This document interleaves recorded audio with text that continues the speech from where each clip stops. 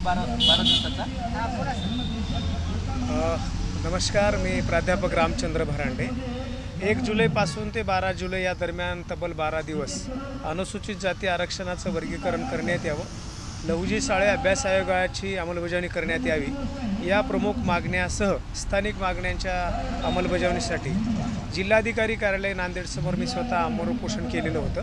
12 तारखेला दुपारी 10-11च्या दरम्यान राज्याचे मुख्यमंत्री एकनाथराव शिंदे यांनी मोबाईलवर संवाद केल्यामुळे त्या दिवशी संध्याकाळी 8 वाजता मी माझं उपोषण स्थगित करून उपोषणाचं रूपांतर धरणे आंदोलनात केलेलं आहे. आज धरणे आंदोलनाचा साधारणतः 7-8वा दिवस आहे.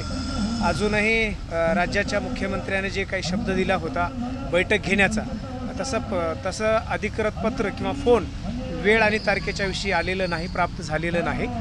आम्ही मुख्यमंत्र्याच्या फोनची वाट पाहत आहोत, परंतु राज्य सरकारला आमचं आणि स्थानिक प्रशासनाला निवेदन आहे, स्थानिक ज्या काही मागण्या आहेत त्याची अंमलबजावणी होण्यासाठीची कार्यवाही जलद गतीनं व्हावी यासाठी हे धरणे आंदोलन चालू राहणार आहे.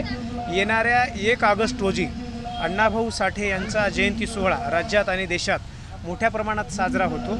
परत 1 ऑगस्ट रोजी नांदेड येथील अण्णाभाऊ साठे यांच्या पुतळ्याजवळ मोठ्या स्वरूपामध्ये एल्गार परिषदेचं आयोजन करण्यात आलेलं आहे आणि या एल्गार परिषदेला हजारो लोक समाजबांधव मोठ्या ताकदीनं सहभागी होतील आणि वंचितांच्या हक्काचा एल्गार निश्चितपणानं 1 तारखेला मोठ्या स्वरूपामध्ये राज्य सरकारला ऐकू जाईल. यासाठीचं नियोजन आणि यासाठीचं जे काही काम आहे लोकांच्या मध्ये जाऊन बैठका वगैरे घेण्याचं, त्या निमित्ताने हे बैठकीचं नियोजन आहे. याच्यामध्ये आम्ही ती तयारी करत आहोत. धन्यवाद. मी व्ही.जी. डोईवाड, लोकस्वराज्य आंदोलन प्रदेश उपाध्यक्ष महाराष्ट्र. 1 जुलै 2024 रोजी लोकस्वराज्य आंदोलनाचे संस्थापक अध्यक्ष प्राध्यापक रामचंद्र भरांडे साहेब यांनी आमरण उपोषण केलेले आहे. तब्बल 12 दिवस या ठिकाणी उपोषण केल्यानंतर सरकारने या उपोषणाची दखल घेतली.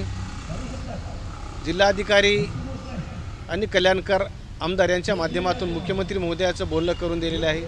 मुख्यमंत्री स्वतः भ्रमण दौरीवरून भरांडे साहेबांना विनंती केली की बाबा तब्येत खूप खालावलेली आहे आणि तुमचं शिष्टमंडळ मुंबईला या, आपण काय मागण्या या ठिकाणी बैठका घेऊन ते मागण्या सुनण्याचा प्रयत्न करू, अशा प्रकारचं आश्वासन दिलेले आहे.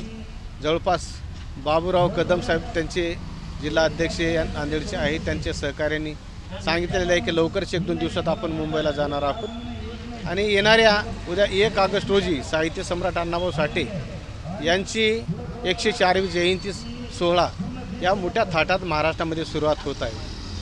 खऱ्या अर्थानं महाराष्ट्रामधला मातंग समाज अण्णाभाऊला एक देवाचं रूप करून, अण्णाभाऊला एक श्रद्धास्थान समजून, त्यांना नारळ फोडून हार घालून आणि पाया पडून जयंती झाली, अशा प्रकारची भूमिका महाराष्ट्रामधल्या मातंग समाजाची आहे. परंतु लोकस्वराज्य आंदोलनाच्या माध्यमातून आम्ही हे भूमिका थोड्या वेगळ्या पद्धतीनं मांडून की अण्णाभाऊला देव करून तुम्ही बसू नका एका ठिकाणी. अण्णाभाऊनं जे तुम्हाला सांगितलेलं आहे संदेश लढण्याचा, लढाऊ बाणा तयार करण्याचा, तुमच्या अधिकारासाठी, तुमच्या हक्कासाठी, तुमच्या न्यायासाठी तुम्ही रस्त्यावर येऊन ताकदीनं लढलं पाहिजे, तरच हा मुक्का सरकार जे आहे तुमचा आवाज त्यांच्यापर्यंत जाऊ शकतो, अशी भूमिका अण्णाभाऊची होती. आणि म्हणून येणाऱ्या 1 ऑगस्ट रोजी आपले नांदेड साहित्य सम्राट अण्णाभाऊ साठे यांचा पुतळा अण्णाभाऊ साठे चौक या ठिकाणी मोठ्या ताकदीनं महाराष्ट्रामधला जो इथं मातंग समाज येणार आहे, नांदेड जिल्ह्यामधला, खेडेपाड्यामधला, तालुक्यातला हजारोंच्या समुदायाने या ठिकाणी अण्णाभाऊला नमन करण्यासाठी, अण्णाभाऊला वंदन करण्यासाठी येणार आहे. या संपूर्ण समाजाला की बाबा केवळ आपण या ठिकाणी डोकं तर टेकलं पाहिजे, तो आपला श्रद्धेचा भाग आहे, त्याच्यासमोर जाऊन आपणाला अण्णाभाऊनं लढायला सांगलं आहे आणि तुमच्या अधिकाराची, तुमच्या हक्काची लढाई तुम्ही लढण्यासाठी कधी रस्त्यावर यार हे आलं पाहिजे, ही भूमिका येणाऱ्या एल्गार परिषदेच्या माध्यमातून आम्ही सांगणार आहोत.